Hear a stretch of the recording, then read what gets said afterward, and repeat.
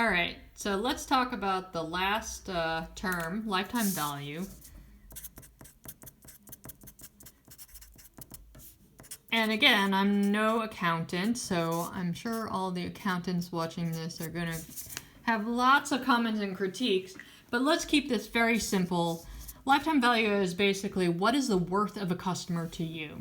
And so what I would factor out there are things like the COGS. So let's go back to the candy bar example. Like, you know, if you have a candy bar and somebody pays you $1 to your store, you have, it's not like you get to keep the dollar.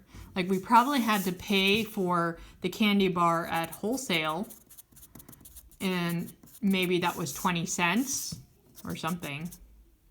So we have to subtract off 20 cents.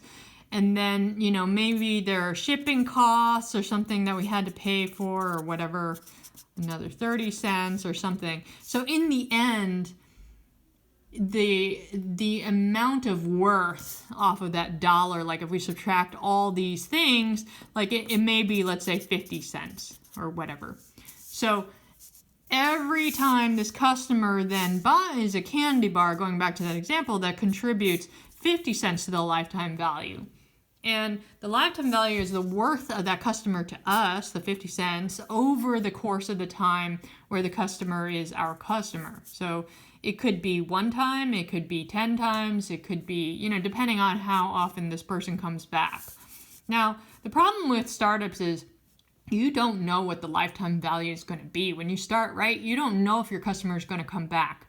And even for subscription businesses, whether it's business subscription software or e-commerce subscription, you still don't know.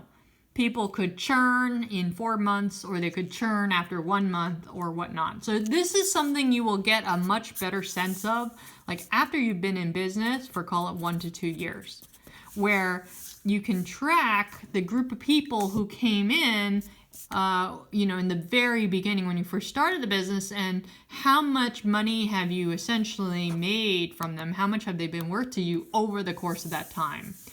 And we're going to talk more about this some other time, but this is why it is really very important to keep track of cohorts.